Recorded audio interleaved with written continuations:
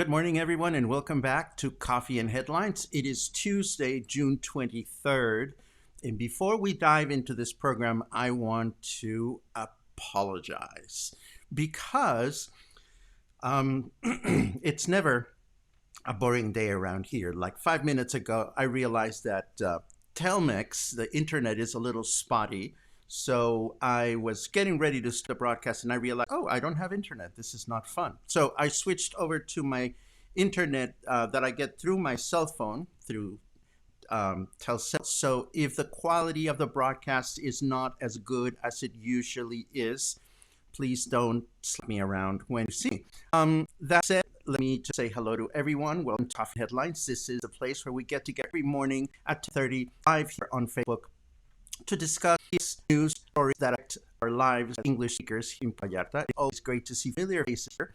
And English, who says, are we liking the humid air? No, we are not liking the humid air.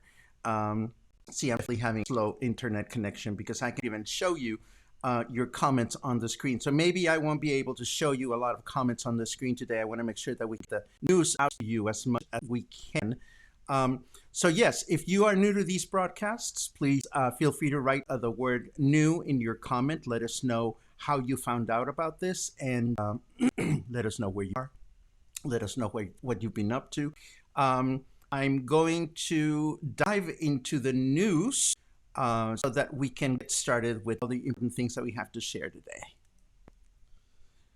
And no, I cannot even dive into the news. Okay, well, we're not going to have the introduction that we usually do. So, oh, see, that comment took forever to show up. That's very weird.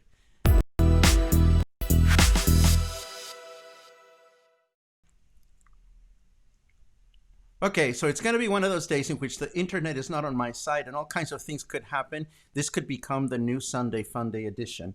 Anyhow, there are some news around the city as far as the things that we can and cannot do. Now we know that the main street along the Malecon, as you can see on this photograph, has been reopened to pedestrian traffic. This does not include the portion that is right against the ocean. So this is good news for all the businesses that are there and for anybody looking to enjoy a little bit of fresh air. We can now walk along this portion of the Malecon. Yay! Then it's also good to know what was the result of the weekend as far as tourism is concerned. We learned through this article from Contralinea that Puerto Vallarta received 1,300 tourists at different hotels around the city. We know that this represented an average occupancy rate of 13%, which is under what is allowed by the government at this point. So it is good to know that there is a certain level of recovery as far as hotels and tourism is concerned.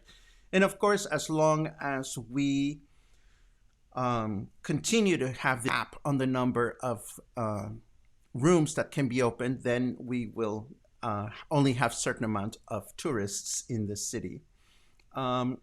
We also find out some good news within the bad news. Of the 661 cases that have been reported of COVID-19 here in Puerto Vallarta, 358 have recovered. And I think it's unfortunate that the news outlets don't report recovery rates as frequently as they could, because if we only focus on the people that get it, imagine if the news reported all the people that catch a common cold. I mean, I don't mean to compare a common cold with COVID-19, but, you know, people do recover. And I do think it is important to be mindful of this. We also learned from the news that public transportation continues to be a major problem, not only here in Puerto Vallarta, but elsewhere throughout the state. There is just not enough manpower to keep the units as clean as they're supposed to be, to enforce the fact that both passengers and drivers are supposed to wear their face masks. And we know that next to hospitals, public transportation are is the second most likely place where you can catch COVID-19. So if you are um, in a place in which you absolutely have to ride the bus to get from one place to another, just be super, super careful, I feel, for you. If you can avoid public transportation for peace of mind, I would suggest you do that. There is no easy way to look at that, or no other way to look at that, I think. We also learn that Jalisco is among the most safe states to travel, according to these endorsements that we've been getting from the World Travel Tourism Council. We learned a few days ago that we have received this particular endorsement, and we are not the only state that has it. The state of Campeche has also received the same endorsement, a safe travel endorsement, and that makes Campeche the sixth destination in the country that receives this particular endorsement. We also learned today that even though we mentioned that Hugo Lopez Gatel, our person in charge of disseminating information about COVID here in Mexico, had questions about the use of dexamethasone as a possible treatment for COVID-19. We also find out that the World Health Organization is now requesting an increase in production of this particular steroid throughout the world because apparently it has shown to be effective with people who contract the virus. Whether it is effective or not, well, you can either believe Hugo Lopez Gatel or you can believe the World Health Organization. This is what's going on. And of course, the topic of the tree clearing on the local Pitiyal River is not going away. More and more organizations are speaking against it. Now the Coparmex, which is the National Union of Workers, has declared an ecocide. Is that a word in English? When you commit suicide to a lot of trees? I don't even know that I made up a word or not. In Spanish, we use the word ecocidio, which is not the same thing as a suicidio, but when it's happening to nature, we use ecocidio. So if there's such a word in English, please share it with me. I don't know it. But what I'm saying is this is not going away anytime soon. Now, if I can offer a bit of commentary about this, which you won't see printed anywhere else because I just don't like to talk about the dirty stuff, I suppose. But we don't mind talking about the dirty stuff. Here's the thing. We know that the river, that particular river, is also a place where homeless people congregate, where there's probably people crashing that have no other place to go. We also know that the banks of that river at night tend to be a place where people that don't have a place to have sex go and have sex. So it is also quite possible that there are some people out there that think, well, if we just get rid of the trees, we're going to get rid of homeless people. If we get rid of the trees, we're going to get rid of people having sex by the trees. And unfortunately, it's not the tree's fault. I mean, it really isn't. And if this is the way the local government is choosing to address social problems that are far more important, then I will be happy to continue to see people observing this with close scrutiny. And hopefully, in the long run, the government will come up with a better solution. Again, I apologize for not showing your comments on the screen because of my connection to the internet. Well, let me try another one just to see what's going on. No, I'm sorry. My computer is acting really slowly. I just flashed Lynn. Oh, there she is. Hello, Lynn. Anyhow, let me take a quick look at your questions or comments. I see somebody that's new from Michigan. Hello, Denise. This is Coffee and Headlines. We do this every morning at 10:30. If you enjoy it, then come back again as much as you want. Sherry says that the broadcast keeps freezing. Again, I apologize.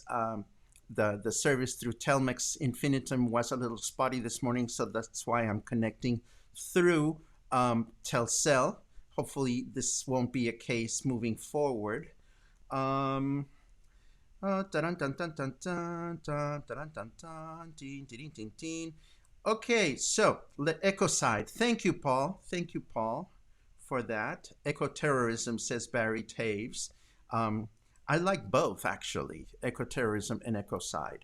Let me move on to other news. Here we go.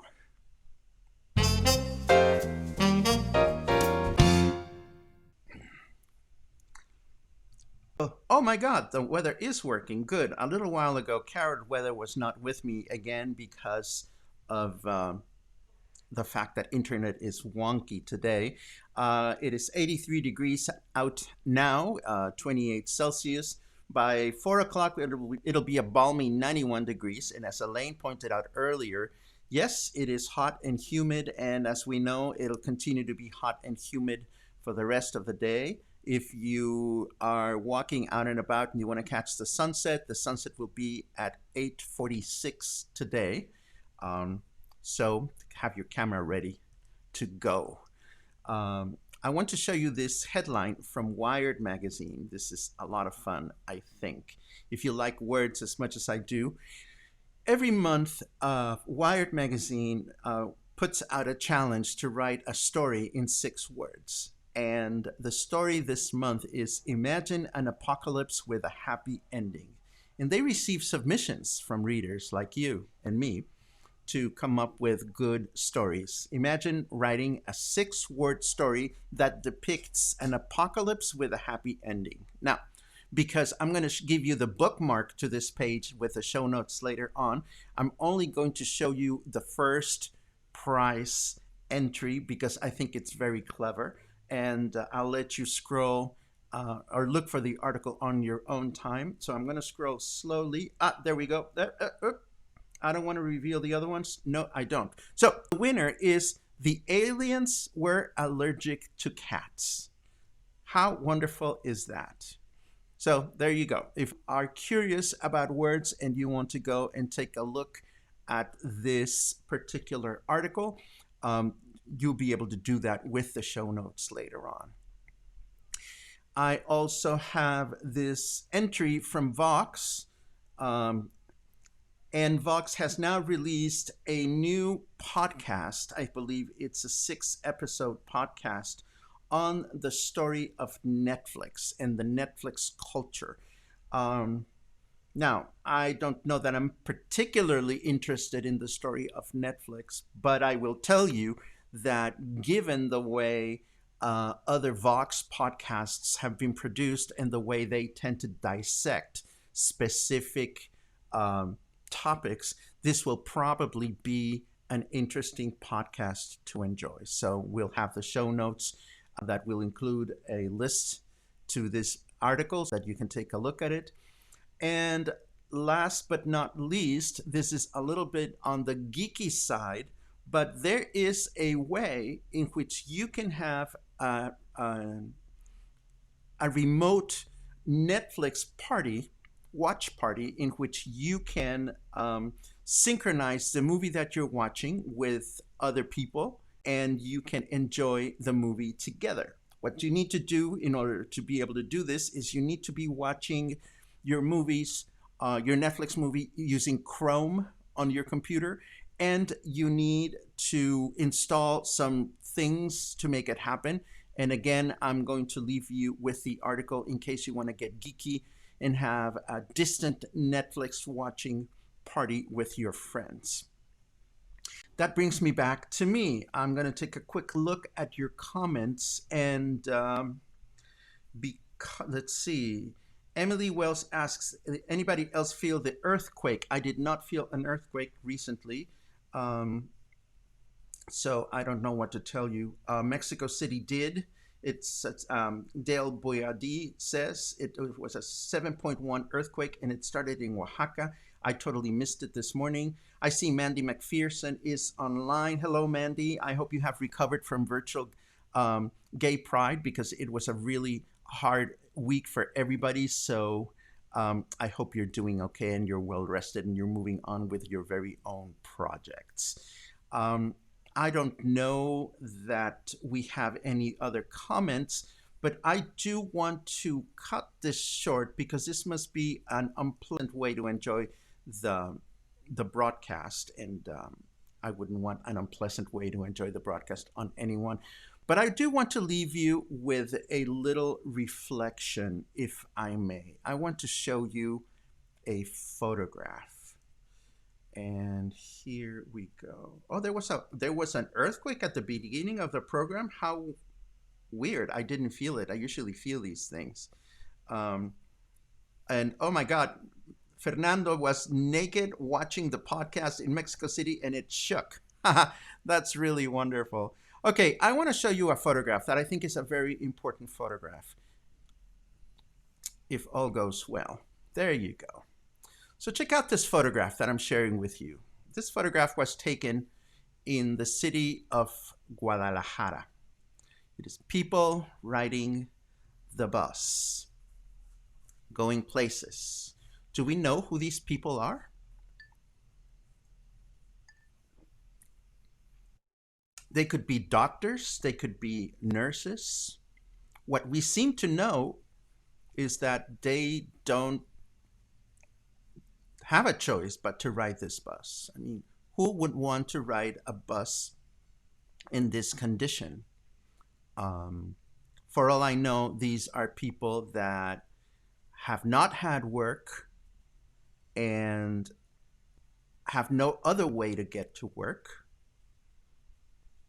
For all I know, these are the butchers that work at La Comer that never even had a break. You know, for all I know, there are workers that are part of the indispensable businesses. They never had a break. For all I know, these people make it possible for me to enjoy a nice steak at night at home. Now, these people need a vacation and they need a break as much as you and I do. So I ask you, would you give up your spot on the beach for people on that bus? I know I would. So before we go on casting judgment on who can and should be at the beach and under what circumstances, let us think a little bit about the people that never had a choice to stay home. Let us think a little bit about the people that are desperately trying to feed their families, and they have no choice but to risk their lives getting on those buses. And then let us think a little bit about how some of us may be inclined to think that because we are following the guidelines, we are more entitled to certain things. Because the moment we start thinking that way, we start discriminating and we become a dangerous society. Just look at how things are faring north of the border. So think about that photograph and keep it with yourself during the day today. I don't have much to share other than that today, so I'm going to end the broadcast now.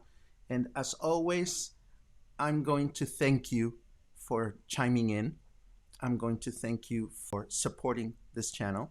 And I'm going to thank you for staying happy and staying healthy and staying mindful of others and being patient and being kind. Have a great day.